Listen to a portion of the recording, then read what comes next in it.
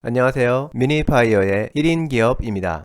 법인세를 신고할 때 작성해야 하는 서식들 중에는 자본금과 적립금 조정명세서, 갑, 서식이 있는데요. 이 서식은 자기 자본하고 2월 결손금을 계산해서 신고하기 위한 서식입니다. 해당 서식을 한번 보면 크게 자본금과 적립금 계산서 부분하고 2월 결손금 계산서 부분으로 나누어져 있습니다. 자본금과 적립금 계산서 부분을 보면 이 부분은 다시 세 파트로 나누어지는데요. 자본금과 잉여금 계산 부분, 그리고 자본금과 적립금 명세서 을, 서식 합계 금액을 작성하는 부분, 그리고 손익계산서에 반영되지 않는 법인세가 있는 경우 이를 작성하는 부분이 있습니다. 이번 영상에서는 이 중에서 자본금과 적립금 계산서 부분 작성 방법을 확인해 보겠습니다. 그리고 이 부분을 작성하는데 필요한 자본과 자본금에 대한 내용도 간단히 정리해 보겠습니다.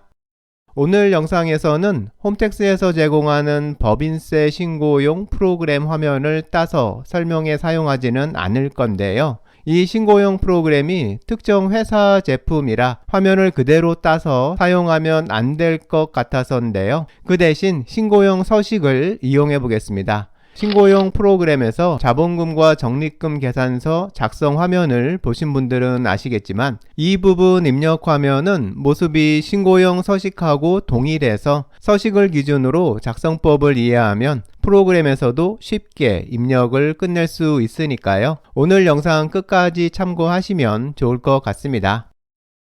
서식에서 자본금과 잉여금 계산 부분을 보면요. 이 부분은 제목 그대로 이번 법인세 신고 대상 사업연도 동안 법인의 자본금과 잉여금 등이 어떻게 변했는지를 작성하는 부분입니다.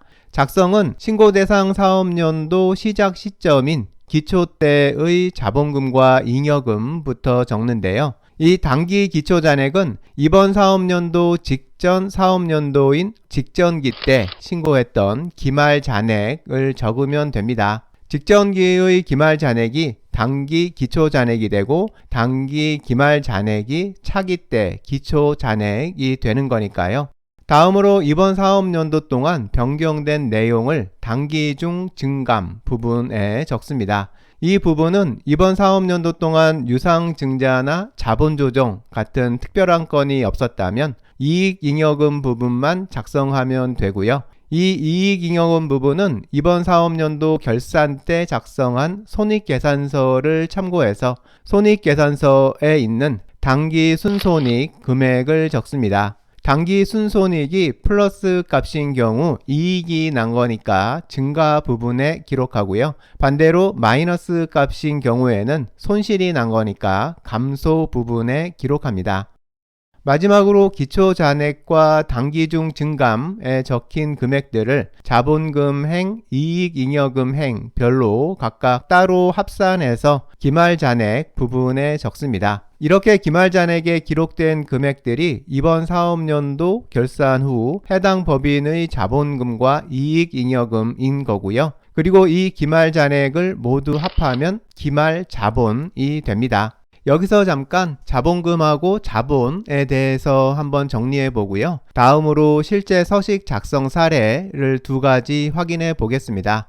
표에서 보면 자본금 및 잉여금 등의 계산 부분에 포함되어 있는 항목들이 여러 가지가 있는데요. 이 여러 가지 항목들을 모두 합하면 해당 법인의 자본 총계가 됩니다. 이 자본 총계를 보통 자본이라고 부르는데요. 그러니까 자본은 여러 항목 금액들이 합쳐진 겁니다. 그 자본을 구성하는 여러 가지 항목들 중에 자본금이 있는 건데요. 표에서 보면 첫 줄에 자본금이 있습니다. 그러니까 자본하고 자본금은 서로 다른 거고요. 자본금은 법인을 설립할 때 주식 발행을 위해서 납입한 금액을 말합니다. 예를 들어서 법인 설립 때 액면가 500원으로 총 1000만원어치 주식을 발행했다면 이 1000만원이 자본금입니다. 방금 설립을 끝낸 법인의 경우에는 아직 사업에서 발생한 이익이나 결손 같은 게 없으니까 자본 총계 중에서 해당하는 항목은 자본금밖에 없는 상태고요. 그래서 이때는 자본이 자본금과 같은 금액입니다.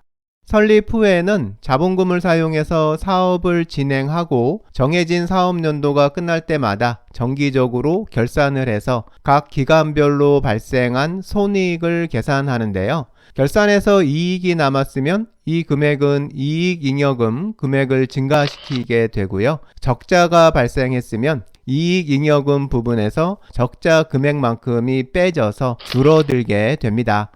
그래서 사업을 해나가면서 이익잉여금은 플러스 값으로 증가하기도 하고 마이너스 값으로 줄어들기도 합니다. 잉여금이 플러스인 경우에 자본은 자본금과 잉여금이 합쳐져서 자본금보다 더 큰 금액이 되고요. 잉여금이 마이너스인 경우는 자본금에서 마이너스 잉여금만큼 줄어들어서 자본금보다도 더 적은 금액이 됩니다. 이렇게 자본이 자본금보다 더 적어졌을 경우라도 자본금이 줄어드는 건 아니고요. 자본이 줄어드는 거라는 점 기억하면 좋을 것 같습니다.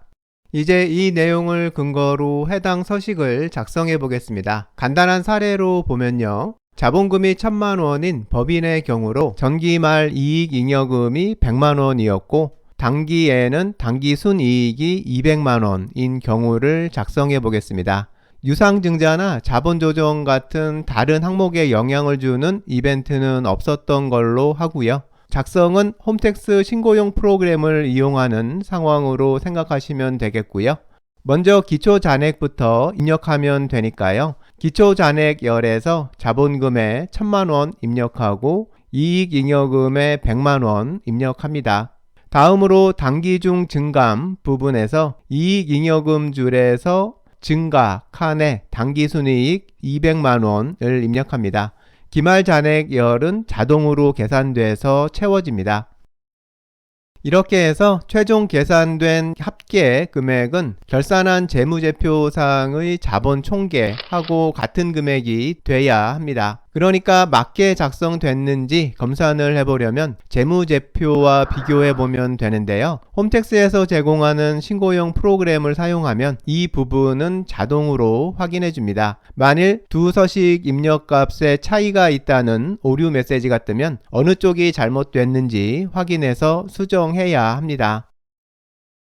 이번에는 사업에서 결손이 발생해서 이익잉여금이 마이너스 값인 사례를 보겠습니다. 앞에서 봤던 같은 법인이 당기에 고전을 면치 못하다가 당기순이익이 마이너스 300만 원이 난 경우를 작성해 보겠습니다. 우선 전기잔액 부분은 앞에서 작성했던 것과 동일하고요. 다음으로 당기중 증감에서는 이번에는 증가 칸이 아니라 감소 칸에 300만 원을 적습니다. 감소 칸에 적는 거니까 적자라도 마이너스를 붙이지는 않고요. 그냥 해당 금액만 적습니다. 기말 잔액 부분은 자동으로 계산돼서 자본금은 1,000만 원이고 이익잉여금은 기초잔액 100만 원에서 당기 중 감소한 금액 300만 원을 빼줘서 기말 잔액에는 마이너스 200만 원이 됐습니다. 그 아래 합계는 800만 원으로 입력되고요. 이 법인의 당기 말 자본은 자본금 1,000만 원보다 적은 800만 원이 된 겁니다. 오늘은 법인세 신고에 필요한 자본금과 적립금 조정명세서 갑 서식 중에서 자본금 및 잉여금 등의 계산 부분 작성 방법을 확인해 봤습니다. 법인세 셀프 신고하시는 분들에게 도움이 됐으면 하고요. 영상 참고해서 법인세 신고 잘 끝내시면 좋을 것 같습니다.